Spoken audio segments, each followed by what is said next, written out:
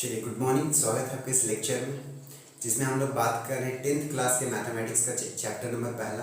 ठीक है, वास्तविक संख्या के बारे में बात कर रहे हैं। तो कल हम लोग ने HCF क्या होता है उसके बारे में पढ़ा था। उसके बाद में हमने पढ़ा था कि यूक्लिड विभाजन एल्गोरिदम क्या होता है उसके बारे में पढ़ा था। और हम लोग कोई भी दो संख्या का HCF निकालते हैं, क्या करके, यूक्लिड विभाजन एल्गोरिदम करके कैसे हम लोग कोई भी चीज़ का HCF निकालते हैं, ये हमने कल तक देखा। ठीक है, और एक उदाहरण किया था जिसमें कोई क्यू मतलब इस टाइप का उदाहरण था। तो हम लोग आगे क्या करेंगे, थर्ड नंबर उदाहरण को देखते हैं। इसमें क्वेश्चन में क्या बोलता है कि दर्शाइए कि एक धनात्मक विषम पूर्णांक 4q+1 या फिर 4q+3 के रूप में होता है, जहाँ पे q क्या है, एक पूर्णांक है। जहाँ पे q क्या है, एक पूर्णांक है। तो इसको हम लोग को क्या करना है, दर्शाना है। ठीक है, इसको क्या करना है, हम लोग को दर्शाना है कि कोई भी धनात्मक विषम पूर्णांक होता है वो 4q+1 के रूप में होता है या फिर 4q+3 के रूप में होता है। ठीक है, तो चलो इसको हल कैसे करते हैं देखते हैं। तो देखो, सबसे पहले बोला कि धनात्मक विषम पूर्णांक। तो हम लोग धनात्मक विषम पूर्णांक क्या जानते हैं, विषम पूर्णांक वो होते हैं जो 2 से पूरी क्या करते हैं, भाग नहीं जाते हैं। ठीक है, मतलब कि 3 हो गया आपका, ठीक है, 5 हो गया, 7 हो गया, ये सब क्या है आपका विषम है। 9 हो गया, 11 हो गया, ये सब एक धनात्मक विषम पूर्णांक है। तो कोई भी धनात्मक विषम पूर्णांक किस रूप में रहता है बोलता है, तो 4q1 और 4q+3 के रूप में हो सकता है। उसी को हम लोग को क्या करना है, यहाँ पे दर्शाना है। तो यहाँ पे शुरू करते हैं, चलो यहाँ पे हल करते हैं।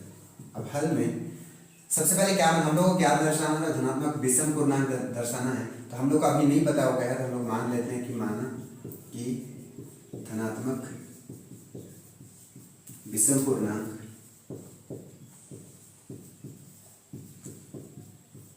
क्या है, मान लेते हैं कि a है। ठीक है, धनात्मक विषम पूर्णांक क्या है, a है। ठीक है, और लेते हैं और b बराबर क्या मान लेते हैं, b बराबर 4 मान लेते हैं। अब b बराबर 4 क्यों माने, क्योंकि यहाँ पे देखो b की जगह में कितना दिया हुआ है, 4 दिया हुआ है। यदि आप उसको यूक्लिड विभाजन एल्गोरिथम के रूप में देखोगे तो ठीक है। तो हमने क्या मान लिया, a मान लिया एक धनात्मक विषम पूर्णांक को, और क्या मान लिया, b मान लिया। अब हम लोग यूक्लिड विभाजन एल्गोरिथम से क्या लिख सकते हैं, हम लोग a बराबर क्या लिख सकते हैं, 4q+r लिख सकते हैं। 4q+r लिख सकते हैं। ये कहाँ से आया, यूक्लिड विभाजन एल्गोरिथम से आया, जहाँ पे क्या बोलता है r के बारे में कि r जो होगा वो या तो 0 के बराबर होगा या फिर 0 से बड़ा होगा, और किससे छोटा होगा, तो b से छोटा होगा। मतलब यहाँ पे कितना है, b की जगह में 4, मतलब कि वो क्या होना चाहिए, 4 होना चाहिए। ठीक है, यहाँ पे चीज़ को ध्यान से समझो। हम लोग यहाँ से लिखे, ये दिया हुआ था, हमने क्या माना, यहाँ पे बोला एक धनात्मक विषम पूर्णांक का बात किया है। तो हमने क्या माना, एक धनात्मक विषम पूर्णांक क्या है, a है। ठीक है, और b बराबर क्या माना हमने, तो 4 माना। b कहाँ से आया, तो यहाँ से आया। ठीक है, अब यहाँ से a और b मिल गया, तो हम लोग क्या लिख सकते हैं, यहाँ पे एक यूक्लिड विभाजन एल्गोरिथम का जो एक्सप्रेशन है, जो बताता है, उसको हम लोग यहाँ से लिख सकते हैं। यहाँ से हम लोग क्या लिख सकते हैं, a बराबर 4q+r लिख सकते हैं। ठीक है, अब r के बारे में यूक्लिड विभाजन एल्गोरिथम क्या बताता है कि r जो होगा वो या तो 0 के बराबर होगा या फिर 0 से बड़ा होगा, या फिर क्या होगा, 4 से क्या होना चाहिए, छोटा होना चाहिए। तो 4 से छोटा होना चाहिए, ये बोलता है। तो r का क्या क्या सा वैल्यू हो सकता है, r का क्या क्या हो सकता है, तो एक तो 0 के बराबर हो सकता है बोल रहा है, तो मतलब 0 होगा। और क्या होना चाहिए, 4 से छोटा होना चाहिए। मतलब क्या होगा कि 0 और 4 के बीच में और क्या क्या आता है, तो 1 आता है, 2 आता है और 3 भी आता है। इसका मतलब क्या हो सकता है, r का मान 1 2 3 4। ठीक है, 0 1 और 2 और 3 हो सकता है r का वैल्यू यहाँ पे। ठीक है, r का वैल्यू यहाँ पे इतना हो सकता है। अब क्या करेंगे हम लोग, ये चारों r का वैल्यू को एक बार क्या करेंगे, हम लोग पुट करके देखेंगे, किसमें, इसमें करके देखेंगे। ठीक है, पहला केस 1 लेते हैं। केस 1 में क्या लेते हैं हम लोग, r का मान को लेते हैं 0। ठीक है, r का मान को क्या लेते हैं, 0 लेते हैं। अब r का मान लेकिन 0 लेने से फायदा नहीं। अच्छा चलो, r का मान 0 भी लेके देखते हैं। तो यहाँ पे पुट करो, एक धनात्मक विषम पूर्णांक किसके बारे में बोल रहा है, ये बराबर कितना, 4q+r है। तो हमने यहाँ पे लिख दिया 4q कर देंगे, और r का मान को कितना लेना है, 0। तो हम लोग का 0 करेंगे तो 4q भी बचेगा। अब क्या बोलते हैं यहाँ पे, जहाँ पे q क्या होगा, एक पूर्णांक होगा। जहाँ पे q क्या होगा, एक पूर्णांक होगा। अब एक चीज़ यहाँ पे ध्यान से देखना, यहाँ पे अब जहाँ पे q क्या है, एक पूर्णांक है। पूर्णांक मतलब कुछ भी हो सकता है ना, पूर्णांक मतलब 0 भी हो सकता है, 1 भी हो सकता है, 2 भी हो सकता है, 3 भी हो सकता है, -4 -2, ये कुछ भी, ये सब सारी चीज़ क्या है, पूर्णांक है। जहाँ पे q पूर्णांक है, अब हम यहाँ पे q की जगह में कुछ भी ये रख के देखें, चलो 1 2 और 3 रख के देखते हैं। तो ये क्या आता है, ये धनात्मक पूर्णांक आता है या फिर ऋणात्मक पूर्णांक आता है या फिर धनात्मक विषम पूर्णांक आता है या फिर सम पूर्णांक आता है वो देखते हैं। तो यहाँ पे ए का मान को 1, 2 और 3 रख के देखते हैं हम लोग। ये रख के देखते हैं हम लोग, तीन चीज को रख के देखेंगे अभी, ठीक है। तो ए बराबर पहले हम लोग 1 लेते हैं तो कितना आएगा 4 गुनी 1 बराबर कितना होगा 4, ठीक है। ए बराबर 4 गुनी 2 लेते हैं तो 4 गुना कितना होता है 8। ए बराबर 4 गुनी कितना लेते हैं 3 तो कितना आएगा 4 3 12। अब ये सारी संख्या को ध्यान से देखो 4, 8 और 12, ये कौन सा संख्या है, ये कौन सा संख्या है, ये धनात्मक विषम धनात्मक सम पूर्णांक है, धनात्मक सम पूर्णांक यहाँ पे है, ठीक है। लेकिन यहाँ पे किसका बात बोला है कि धनात्मक विषम पूर्णांक, लेकिन यहाँ पे 4 क्यू के रूप में तो नहीं बोला है, 4 क्यू प्लस 1 बोला है ना, तो 4 क्यू के रूप में तो ये नहीं है, इसीलिए क्या है धनात्मक सम पूर्णांक है। और हम लोग पिछला वाला उदाहरण में भी देखे थे कि कोई भी धनात्मक जो सम पूर्णांक होते हैं वो किसके रूप में होते हैं, तो 4 क्यू के रूप में होते हैं, ये हम लोग पिछले लेक्चर में देखे थे। और यहाँ पे भी देखो 4 क्यू हो गया तो ये देखो क्या आ गया सम पूर्णांक आ गया, ठीक है। अब करते हैं हम लोग अब केस 2 में लेते हैं, इसमें क्या लेते हैं r बराबर 1 लेते हैं, ठीक है। r बराबर 1 लिया, जब हमने r बराबर 1 लिया तो a बराबर कितना आ जाएगा 4 क्यू प्लस 1 आएगा ना। अब 4 क्यू प्लस 1 आ गया जो कि हम लोग का यहाँ पे है, इसका मतलब ये होना चाहिए कि a में जो भी मान आएगा वो क्या होगा, तो धनात्मक क्या होगा विषम पूर्णांक होता है, तभी हम लोग दिखा सकते हैं, क्योंकि हम लोग का 4 क्यू प्लस 1 आ गया है जो कि हम लोग को दिखाना है। और ये क्या बोला है कि एक क्या होना चाहिए, तो धनात्मक विषम पूर्णांक होना चाहिए बोला है, ठीक है। अब हम लोग यहाँ तक आ गया। अब क्यू का मान को भी 1 2 3 रख के देखो, इधर भी रख सकते हो लेकिन हम लोग 3 केस को भी ले रहे हैं। यहाँ पे a बराबर 4, क्यू का मान पहले 1 लेते हैं प्लस 1, तो 4 एका 4 और 1 कितना हो गया आपका 5। फिर a का मान को 4, क्यू का मान को 2 लिख के देखो प्लस 1, तो 4 गुना 8 और 1 कितना हो गया 9। फिर a का मान को कितना रख के देखो,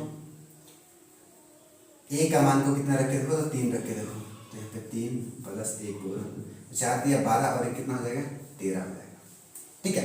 अब यहाँ पे एक चीज को ध्यान से देखो, इसका जो रिजल्ट आया है a का मान जो आया है उसको देखो 5 9 13, कैसे संख्या है, तो ये धनात्मक तो है, लेकिन धनात्मक में कैसा है, तो धनात्मक सम है या विषम है। तो यहाँ पे देखो कि हर एक जो संख्या आ रहा है वो क्या है धनात्मक विषम पूर्णांक आ रहा है, ठीक है। अच्छा और एक चीज यहाँ से ध्यान देना, यहाँ पे बोला है ना कि हम लोग को धनात्मक विषम पूर्णांक के रूप में होता है बोला है, तो यहाँ पे q का जो मान होगा, q का मान उसको धनात्मक लेना पड़ेगा तभी हम लोग का धनात्मक विषम पूर्णांक आएगा, ठीक है।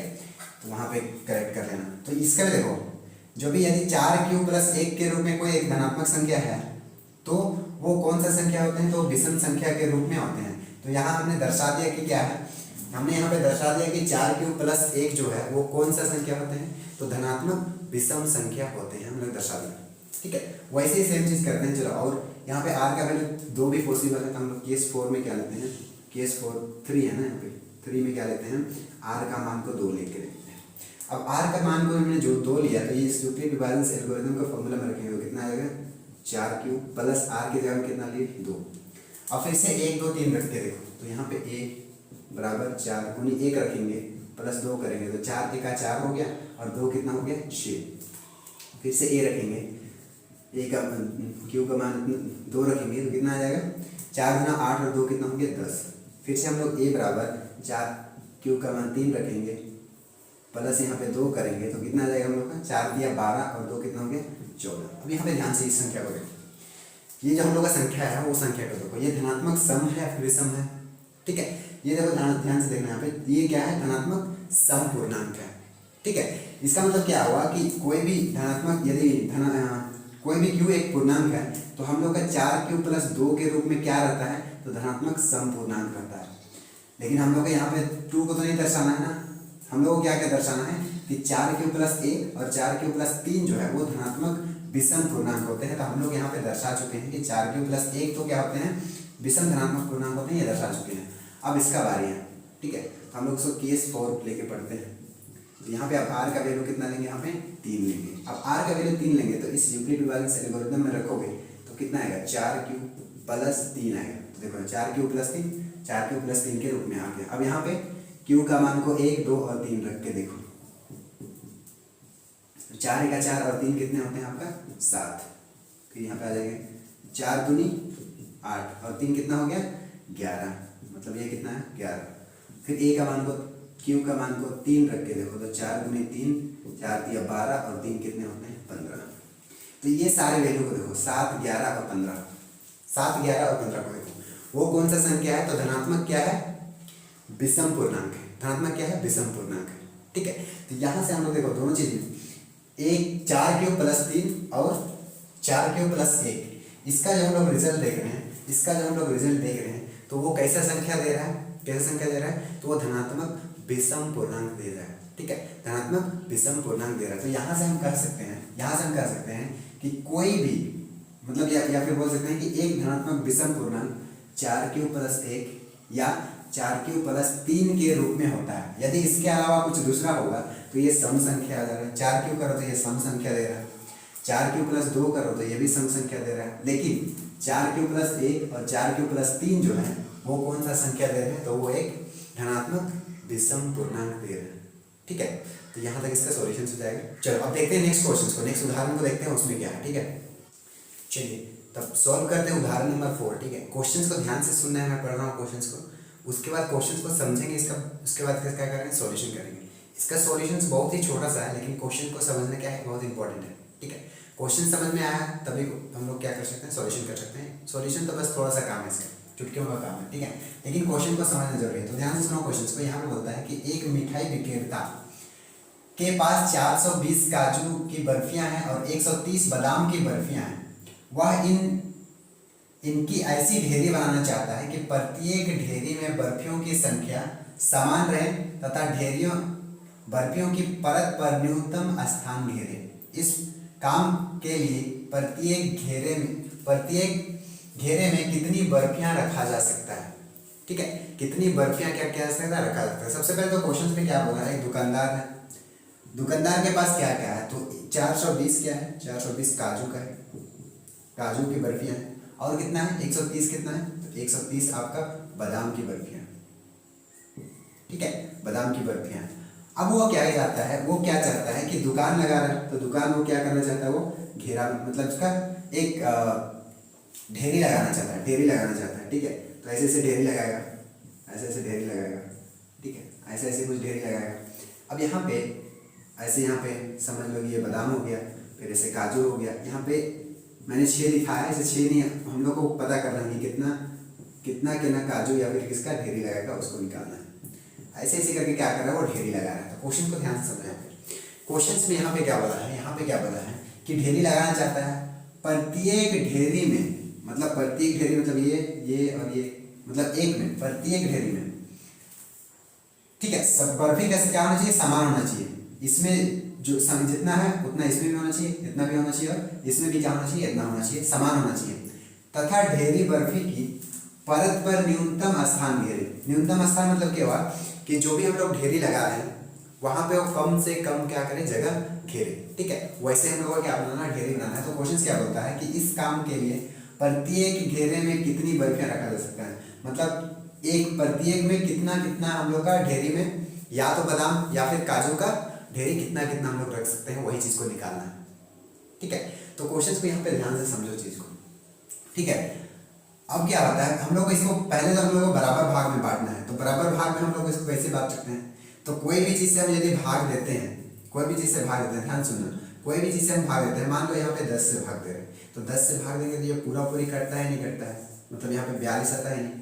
ठीक है, पूरा पूरी कटता है ना, पूरा पूरी क्या होता है, कट जाता है।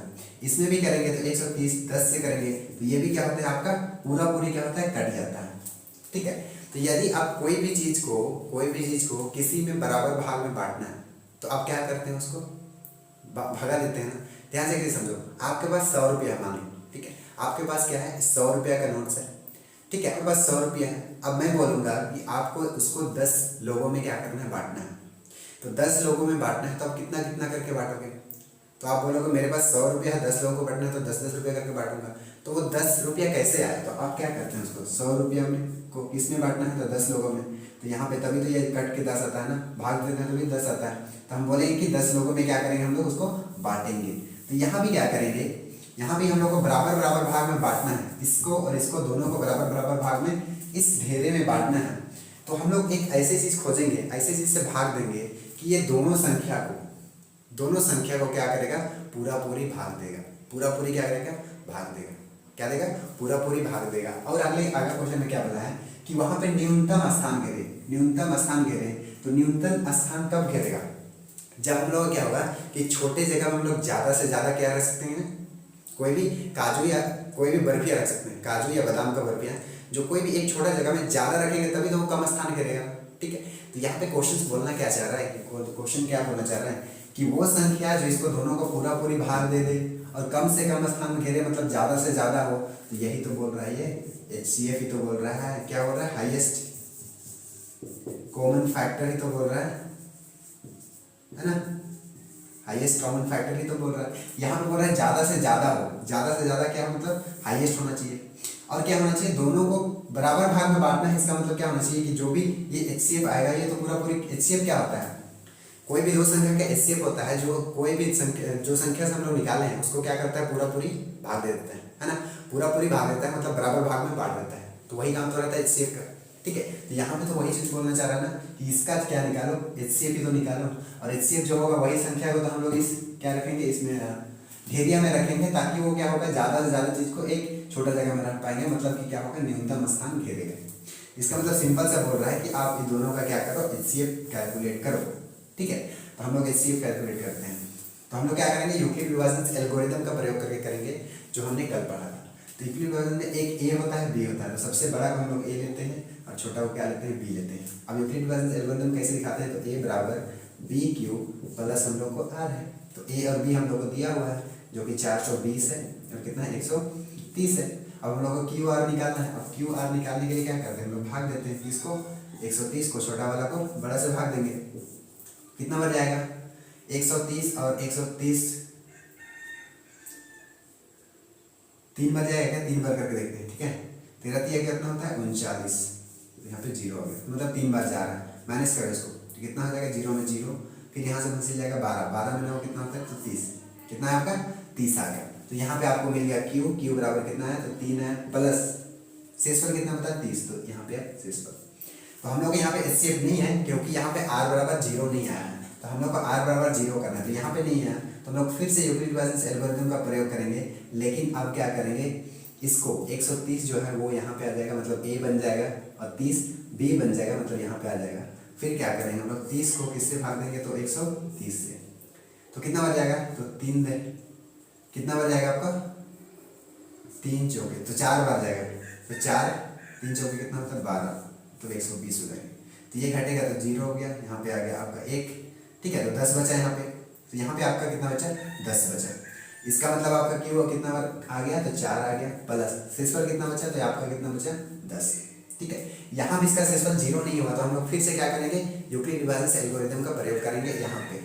अब फिर से हम लोग यूक्लिड विभाजन एल्गोरिथम का प्रयोग करेंगे, तो यहाँ पे 30 जो है, अब 30 कहाँ पे आ जाएगा, यहाँ पे A के पास, और 10 क्या हो जाएगा आपका B, मतलब कि यहाँ पे आ जाएगा आपका 10, फिर इसमें लगाएंगे। ठीक है, तो इसमें लगाएंगे तो हम क्या करेंगे, इसको 30 को 10 से भाग देंगे, तो 10 दिया कितना होता है 30 नहीं होता है, यहाँ पे आप शेषफल इसका 0 आ गया। इसका मतलब ये बराबर कितना है 3, और शेषफल यहाँ पे 0 हो गया। तो मैंने क्या बताया था कल कि यूक्लिड विभाजन एल्गोरिथम में हम लोग अप्लाई करते जाते हैं, और जहाँ भी उसका शेषफल मतलब कि R बराबर 0 आता है, तब हम लोग यहाँ देखते हैं, कहाँ पे देखते हैं, B का मान को, और B का मान ही तो कितना होता है, B का मान ही तो कितना होता है, तो HCF होता है। ठीक है, तो यहाँ पे HCF कितना है 10 आया, HCF कितना है 10 आया। इसका मतलब ये है कि ये काजू का बर्फी और बादाम का बर्फी का ढेर जब लगाएंगे, तो वो ढेर जो लगाएंगे वो 10-10 का संख्या में लगाएंगे, मतलब यहाँ भी 10 लगाएंगे, यहाँ भी 10 लगाएंगे, यहाँ भी 10 लगाएंगे, यहाँ भी 10 लगाएंगे, मतलब जितना भी ढेर बनेगा, जितना भी उसका ढेरा बनेगा, वहाँ पे 10-10 का संख्या में लगाएंगे, हम ढेरा लगाएंगे, वो उसमें बराबर रहेगा, और वो क्या करेगा, उसका कम से कम जगह को क्या करेगा, घेरेगा। तो ऐसे क्वेश्चंस को समझ के बनाना है। ठीक है, तब मजा आएगा मैथमेटिक्स बनाने में। आई होप ये समझ में आ गया होगा।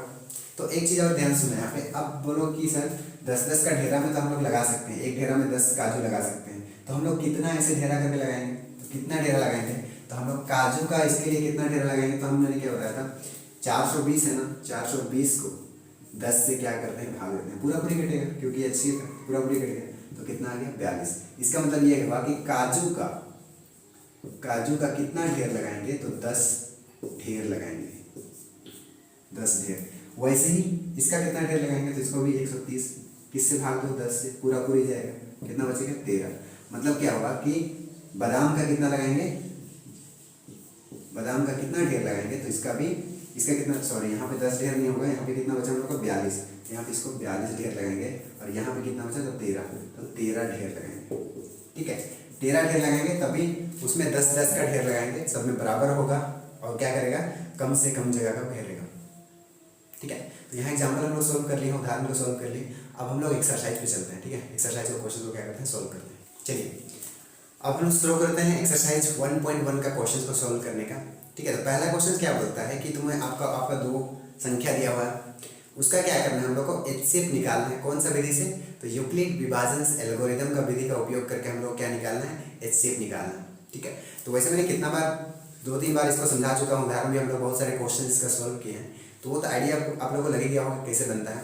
लेकिन भी एक क्वेश्चन को क्या करते हैं, मैं सोल्व करता हूँ। ठीक है, तो देखो इसको और इसके बीच में क्या निकालना है, एचसीएफ निकालना है हम लोग को। क्या निकालना है, तो एचसीएफ निकालना है, हाईएस्ट कॉमन फैक्टर निकालना है। उसके लिए क्या करते हैं हम लोग, यूक्लिड विभाजन एल्गोरिथम का प्रयोग करते हैं। यूक्लिड विभाजन क्या होता है, तो ए बराबर पी क्यू प्लस आपका होता है आर, जहाँ पे ए और बी दिया हुआ है, एक कौन सा होगा, तो जब बड़ा वाला होगा वो ए होगा, छोटा वाला बी होगा। अब इसके हिसाब से यहाँ पे लिखते हैं, तो बड़ा वाला यहाँ पे ए की जगह पे कितना आ जाएगा 225 बराबर, यहाँ पे बी है तो यहाँ पे 135। अब क्यू और आर को ढूंढने के लिए हम लोग क्या करते हैं, इसको भाग देते हैं, है ना, इसको भाग देते हैं। तो यहाँ पे 135 को भाग देंगे कितना पर 225, कितना बार जाएगा, कितना बार जाएगा भाग, ध्यान से 135 को करेंगे तो कितना हो जाएगा आपका 270 होता है, और ये 270 से छोटा है तो एक ही बार जाएगा, तो कितना आ जाएगा, ये आ जाएगा। घटाओ इसको, 5 में 5 0, 2 में 3 नहीं घटेगा, हंसिल जाएगा तो 12 होगा, 12 में 3 घटाएंगे तो आपका 9 होगा, यहाँ पे 1 बच गया तो यहाँ पे 0 हो गया। ठीक है, 1 में 0 हो गया। तब हम लोग को मिल गया क्यू और आर मिल गया। क्यू कितना है तो 1, तो यहाँ पे करेंगे 1 प्लस आर कितना मिला, यहाँ पे 90। तो यहाँ भी हम लोग का 0 नहीं हुआ, इसका मतलब अभी यहाँ पे एचसीएफ नहीं निकला है, तो फिर से हम लोग यूक्लिड विभाजन एल्गोरिथम का प्रयोग करेंगे। लेकिन अब 35 है यहाँ पे, वो आपके ए की जगह में आ जाएगा और 90 जो है वो यहाँ पे आ जाएगा। फिर इसका क्या करते हैं, भाग देते हैं। तो 90 को 135 को 90 से भाग देंगे तो 135 कितना बन जाएगा, तो 90 जो कितना होता है 180 होता है, लेकिन यहाँ पे 135 से छोटा है तो एक ही बार जाएगा, तो यहाँ पे 90। ठीक है, घटाओ कितना घटेगा, 5 में 0 5 हो जाएगा, 13 में 9 कितना होते हैं तो 4, मतलब कि 45 आया आपका। तो यहाँ पे ये एक आया था और यहाँ पे कितना आया था आपका 45। यहाँ भी शेषफल 0 नहीं हुआ, आर 0 नहीं हुआ, इसका मतलब फिर से हम लोग अप्लाई करेंगे यूक्लिड विभाजन एल्गोरिथम। लेकिन यहाँ पे आ जाएगा 90 और यहाँ पे आ जाएगा आपका 45 गुनी। अब यहाँ पे फिर यहाँ पे क्यू आर निकालते हैं, तो 45 से किसको भाग देंगे हम लोग 90 को। अब बताओ 45 गुना कितना होते हैं आपका 90, तो 45 गुना 90 होते हैं, तो आपका यहाँ पे आ गया 0। ठीक है, भागफल कितना था 2, शेषफल कितना था 0। ठीक है, अब जहाँ भी शेषफल 0 होता है मतलब आर 0 होता है, वहाँ पे हम लोग को एचसीएफ मिल जाता है। और वो एचसीएफ क्या होता है, तो जो भी चीज़ बी के पास होता है वही आपका क्या होता है एचसीएफ होता है। ठीक है, वही चीज़ क्या होता है एचसीएफ। तो यहाँ पे हम लोग का एचसीएफ बराबर कितना है, हम लोग का 45 आया। कितना है, तो 45 इसका क्या है आंसर हो जाएगा।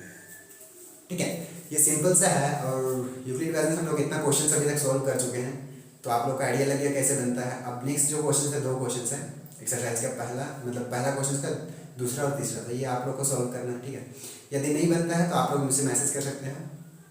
ठीक है, तो चलो अब नेक्स्ट क्वेश्चन को देखते हैं, सेकेंड नंबर को। चलिए अब सेकेंड नंबर क्वेश्चन को देखते हैं। इसमें भी देखो ये सिमिलर क्वेश्चन है, हम लोग एग्जाम्पल 1 और 2 को जो सॉल्व किया था ना, बिल्कुल सिमिलर क्वेश्चन है। यहाँ पे क्या बोलता है, यहाँ पे दर्शाना है, तो बोलता है कि दर्शाइए कि कोई धनात्मक विषम पूर्णांक। अब यहाँ पे धनात्मक का बात किया है, धनात्मक विषम पूर्णांक का बात किया है, जो 6q + 1, 6q + 3 और 6q + 5 के रूप में होता है। तो ये एकदम सिमिलर क्वेश्चन टू एग्जाम्पल जो उदाहरण हम लोग 2 देखे थे ना, एकदम एक ही है, बस यहाँ पे एक्स्ट्रा जोड़ दिया है 6q + 5 का एक्स्ट्रा जो जोड़ा है। ठीक है, तो ये क्वेश्चन हमने देख लिया है, फिर भी मैं सोल्व कर देता हूँ। इसको थोड़ा सा मैं जल्दी में करूँगा। ठीक है, हल। अब देखो हम लोग को निकालना है, तो सबसे पहले हम लोग क्या मानते हैं, क्या मानेंगे, धनात्मक विषम पूर्णांक। धनात्मक विषम पूर्णांक क्या है, ए है, तथा या और लिखो b बराबर कितना मानेंगे, तो यहाँ इसको मानते हैं, तो b बराबर 6 मान ली। ठीक है। b बराबर क्या मान लिए, 6 मान लिए। अच्छा हाँ, b बराबर 6 मान लेते हैं, ठीक है।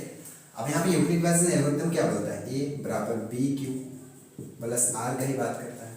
जहाँ पे r के बारे में कुछ बताता है, क्या बताता है, तो r 0 से बड़ा होना चाहिए और b से छोटा होना चाहिए, लेकिन b की जगह कितना है, 6 है, तो यहाँ पे हमने 6 लिखेंगे, ये बताता है। अब ये बताता है तो r का क्या क्या वैल्यू हो सकता है, क्या क्या मान हो सकता है। यहाँ पे क्या बोला है कि r जो होगा ना वो या तो 0 से बड़ा होगा या 0 के बराबर होगा या फिर 6 से क्या होगा, छोटा होगा। तो क्या क्या हो सकता है, या तो 0 से बराबर होगा तो 0 होगा, फिर 1 हो सकता है, फिर 2 हो सकता है, 3 हो सकता है, फिर 4 हो सकता है और 5 हो सकता है। 6 से छोटा होना चाहिए, 6 से छोटा, तो 6 से सारे छोटे हैं, ठीक है। और क्या होना चाहिए, 0 से बड़ा होना चाहिए या फिर 0 के बराबर होना चाहिए। तो इतना सारे r का मान क्या हो सकते हैं, हो सकते हैं, ठीक है। अब हम लोग को क्या करना है, दर्शाना है सिर्फ किसको किसको, तो 6q प्लस 1, 6q प्लस 3 और 6q प्लस 5 को ही दर्शाना है।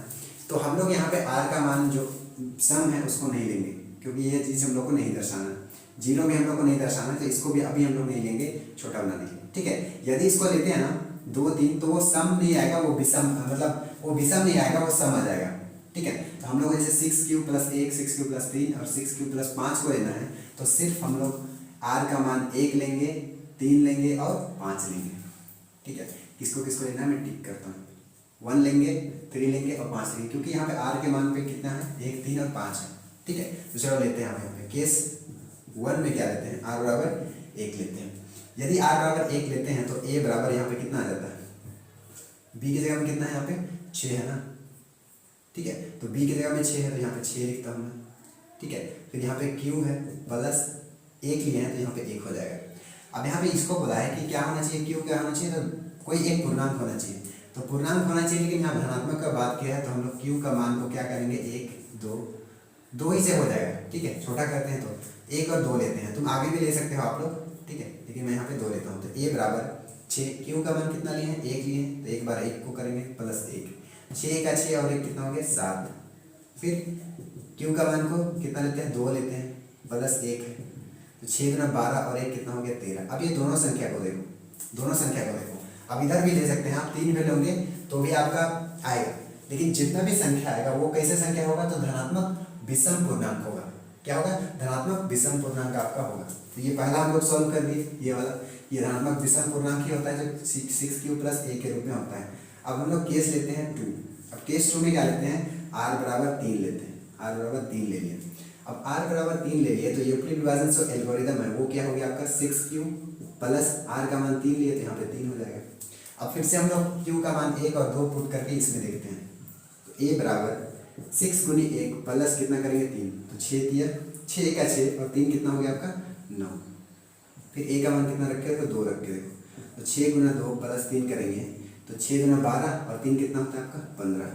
ये दोनों संख्या को भी देखो, तो ये कौन सा संख्या है, तो धनात्मक विषम पूर्णांक है, क्योंकि ये 2 से भाग नहीं जाएंगे, पॉजिटिव है मतलब प्लस है, इसलिए इसको धनात्मक बोलते हैं। तो ये भी संख्या क्या है, धनात्मक विषम पूर्णांक है। तो यहाँ भी हम लोग देख लिया, कोई भी धनात्मक विषम पूर्णांक 6q प्लस 3 के रूप में रहता है, 6q प्लस 3 के रूप में रहता है। तो हम लोग 2 को प्रूव कर दिए, दिखा दिए 2 को। अब हम लोग केस 3 लेते हैं, केस 3। अब यहाँ पे r का मान को लेते हैं 5, r का मान 5 लिए, तो हम लोग का a बराबर जो एक धनात्मक विषम पूर्णांक है वो 6q प्लस r का मान 5 लिया, मतलब यहाँ पे 5 हो जाएगा।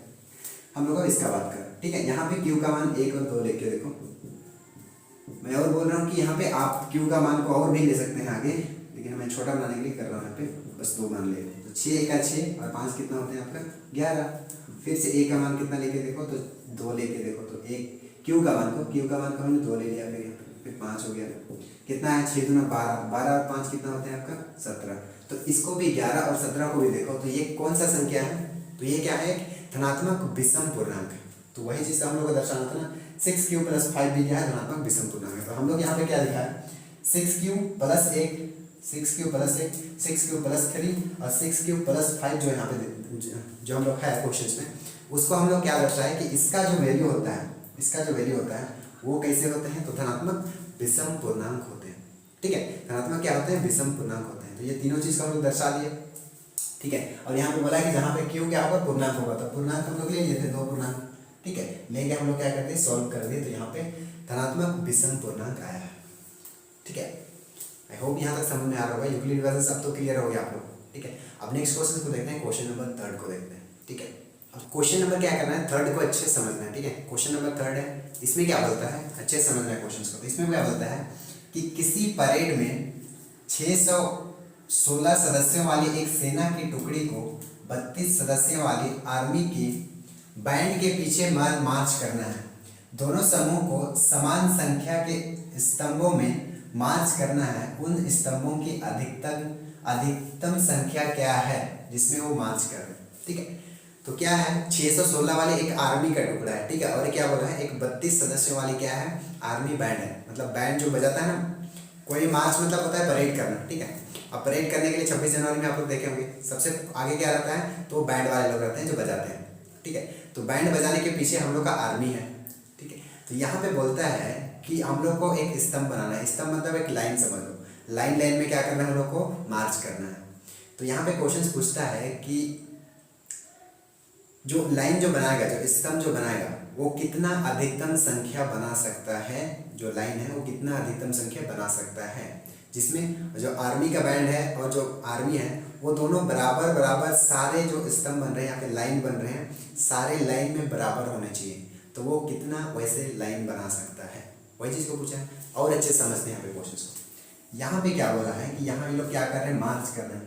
तो ये स्तंभ है, मान लो लाइन है, समझ लो ऐसे ऐसे करके लोग लाइन बना रहे हैं, ऐसे ऐसे करके लाइन बना रहे हैं। हम लोग का अभी पता नहीं है लाइन कितना है। ठीक है, हम लोग को पता नहीं है ऐसे करके कितना लाइन बनाता है।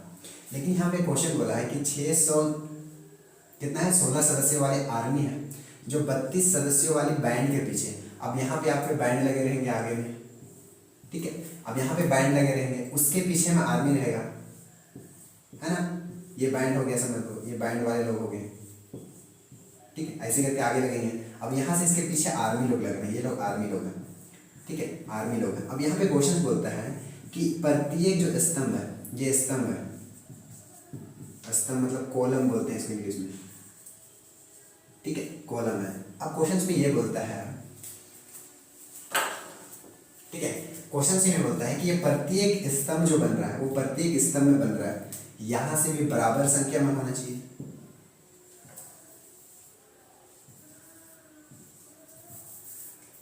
एक सेकंड चल नहीं रहा है। ठीक है, मैं इसे लिखता हूं। देखो इसमें क्या बोलता है कि यहां से भी आर्मी जो है वो भी क्या होना चाहिए, बराबर संख्या में होना चाहिए। और ये जो बैंड है उसमें भी क्या होना चाहिए, सारे लाइन में बैंड वाले लोगों को भी क्या होना चाहिए, बराबर संख्या में होना चाहिए। ठीक है, बराबर संख्या में होना चाहिए। तो हम लोग का ऐसे कितना ये लाइन बना सकता है, वही चीज क्वेश्चन है।